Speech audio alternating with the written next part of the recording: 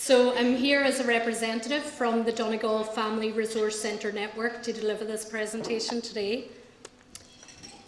So the Family Resource Centres are community-based organisations. We're managed by a voluntary committee which would be made up of community representatives. We would all be companies limited by guarantee and registered charities in compliance with relevant legislation. We provide family support and empowerment, and we deliver this through a community ethos. We offer a wraparound support to families within our communities. And the first FRC in Donegal has been opened now for over 20 years, so we have been on the ground doing a lot of work for a very long time. And currently, as I alluded to earlier, there are now 10 of us in Donegal. So just a bit of context about Donegal. I'm sure you're all very aware of the context. We are a very rural county located in the northwest of Ireland. We've very high deprivation levels in Donegal and some of the highest in the country. So key issues that children and families experience living in Donegal include demographic challenges. This would include things like poverty, poor health, gender inequality. There is limited or no transport in some parts of Donegal. There's lack of employment opportunities. There's housing shortages, which is more prevalent with the mica crisis that is ongoing in Donegal. And there's challenges in the health and social services. There's lack of social opportunities, which can lead to other health problems, particularly mental health problems. And there's also an impact of Brexit on the county, particularly being a border county.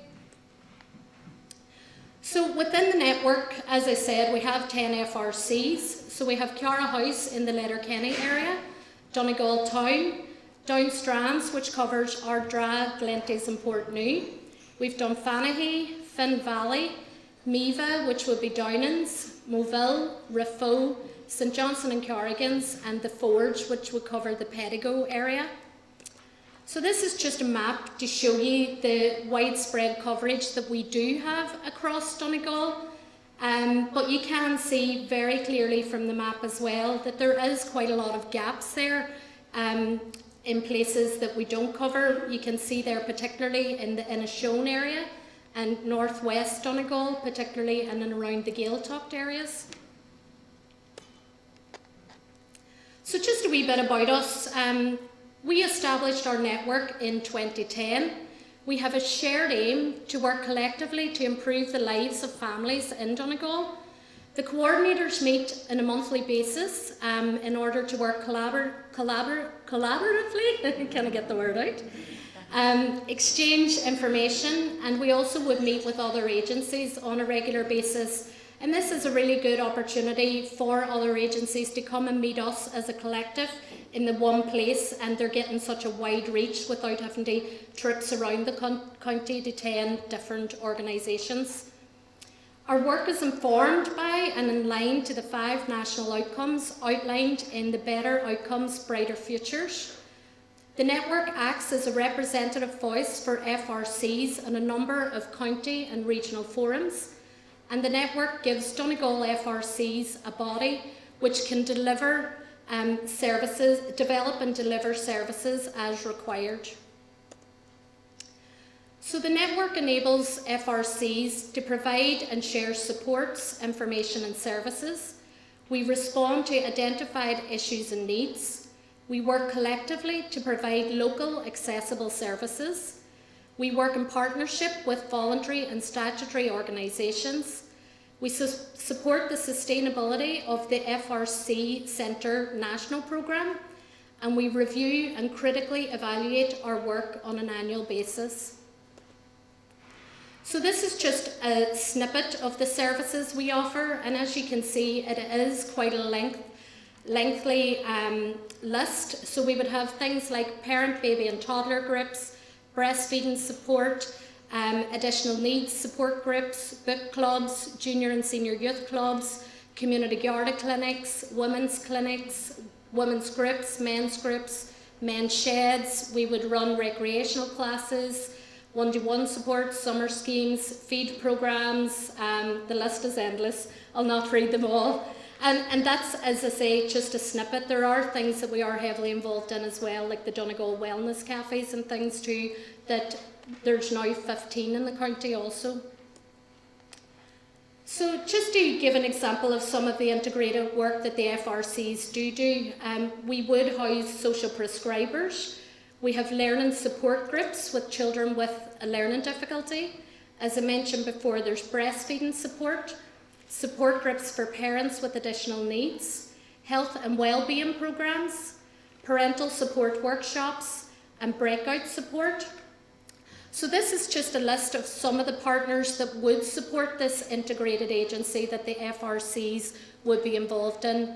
So it'd be the likes of CYPSC Donegal, Donegal Local Development Company, Donegal ETB, public health nurses, local and national secondary schools, School Completion Project, TUSLA nationally and locally, community health forums and primary care teams, the HSC, Inishowen Development Partnership and Donegal Youth Service. And again, this isn't everybody that we would have integrated work with, this is just a snippet as well of those partners.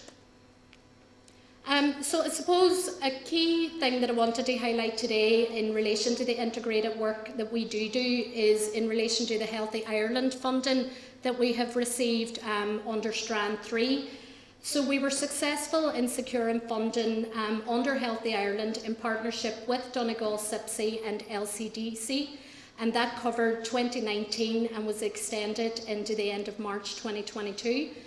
So within that, we were very lucky that we were able to get 2 strands of funding. So the first strand was our Early Movers Healthy Lifestyles programme, where each FRC delivered 2 structured programmes to families per year. So this was baby massage, yoga and messy play programme, and also our What's Cooking and nutrition programme. And then we were also very lucky that we did get money under the Community Mental Health Fund, and we were able to roll out our Mind Over Matter programmes. And again, each FRC delivered 3 structured programmes to families per year.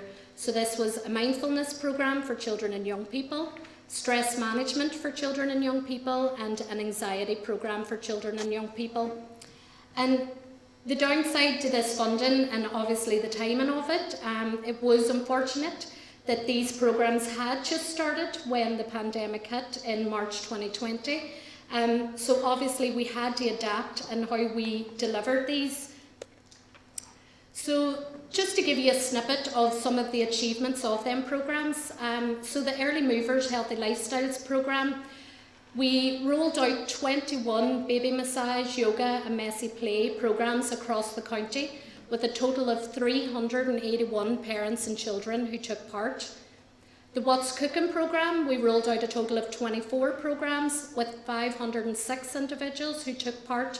And as I mentioned, we had to adapt due to the pandemic, so this programme then was delivered within the family homes, where families got provided with their recipes and their ingredients and sometimes videos, and they facilitated the programme themselves that give them the opportunity to come together as a family, get involved in cooking and sit down and actually have that time to enjoy a meal together.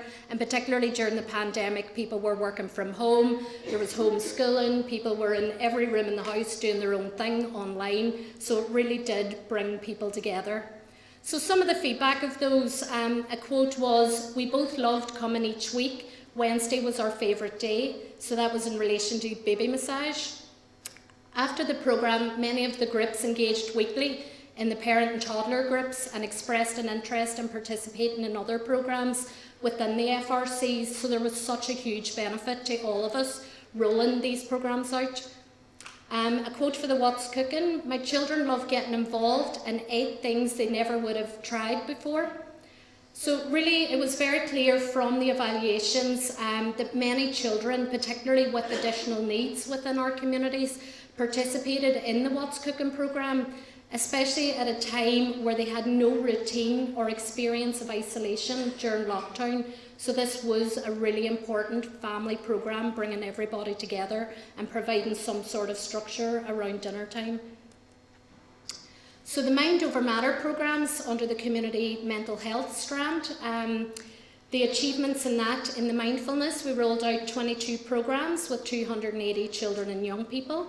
And the anxiety programme had the same statistics.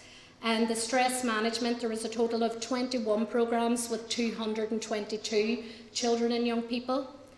So the feedback, this was the perfect support that helped not only our child, but the whole family. Evaluations highlighted the participants felt more equipped to manage their anxiety and negative thoughts. Parents reported that many of their children were able to discuss their fears more openly and practice the tools at home. The community mental health programmes were an excellent addition to the FRC programme, especially at a time where there was high need among young people for health and well-being supports. So this kind of led very nicely into the Healthy Ireland transition from Strand 3 into Strand 4 funding for 2022. So through Donegal CYPSC, the Donegal Family Resource Centre network was chosen to deliver the Early Movers Healthy Lifestyles programme under the Healthy Ireland Fund transition, which has to be complete by the end of December this year. So you probably see through social media at the minute, a lot of these programmes are going on across the county. So CYPSC Donegal felt that these programmes were such a huge success that exceeded our original proposal due to the high number of hard-to-reach families that receive supports in such a wide geographical spread. And as mentioned before, we did have to think differently on how to deliver our services during COVID, which also did have its challenges. So I'm just going to allude to a snapshot of our COVID story now and work that we did adapt to during this time, because we couldn't roll out and have everybody coming into the centres the way we were used to. So there was 580 children and young people packs received, 2,159 food parcels and food support provided, 859 admin supports for homeschooling, 960 masks made for communities, and a lot of our local craft groups actually got involved in this mask making, and these were dropped off in key points across the county at the time. There was 4,406 check-in and phone call supports provided, and there was 918 counselling and play therapy sessions delivered during that time. So responding to the needs in the communities, we really are unique as FRCs, as we can adapt to new emerging needs that are taking place within our communities and respond to these needs appropriately. So an example of these needs would be like the mica crisis and the counselling support for families and children and young people that has taken place from this has been all in the fore in the media. There have been a number of FRCs in the county that did secure funding to roll this out. There is also the Ukrainian response that a lot of us are delivering on the ground, providing supports, housing English classes facilitated by the ETB, group activities, and trying as best as possible to integrate them into our communities. And again, the Creeshla tragedy, we are represented on the partner agency psychosocial group that would be involved in the Creeshla tragedy also. So currently what we are providing, we do provide a wide variety of supports and services to families for the whole family. We have universal and targeted programmes. We've targeted one-to-one work on issues such as housing, access to benefits, support to non-Irish families, and school enrolment. And again, folks, this is really just a snapshot of the type of issues that we would deal with on a one-to-one basis. You just don't know what could come through your door in a morning. FRCs are carrying out one-to-one family support work, and we are all actively involved in MEHLs across Donegal also. So developing capacity within FRCs. 4 out of the 10 FRCs do not have the third worker, which would be our community development worker. Of the 10, only 2 have family support workers, and this does impact greatly on the ability to carry out targeted family support work. We do have an open and willingness to host workers from other services to create a family support hub model within FRCs. And again, an example of this would be housing the likes of social prescribers, breastfeeding support groups, and there's so many more as I've mentioned previously.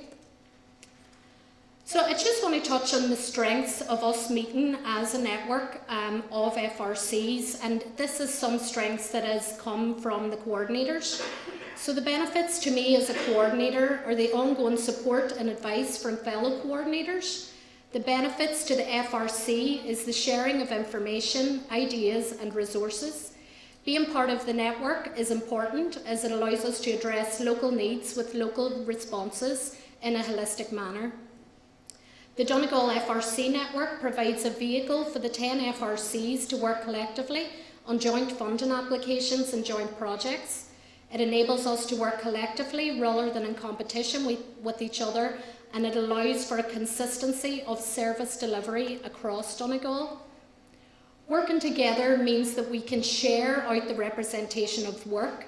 For example, an FRC coordinator sits in the main CYPSC committee and the remaining FRCs sit in different subgroups. This works for any committee we're asked to sit on. We represent the Donegal FRC network and not just our own FRC. Working together to apply for funding gives us an opportunity to offer more courses and activities for family. There's strength in numbers. Donegal Coordinators Network inspires, binds, nurtures and fuels the engines that makes it all work so well. That's me, folks. I'm finished up, and I'm just going to put a slide up just with a list of the FRCs and our contact details, but I'm sure most of you know us anyway. Thank you.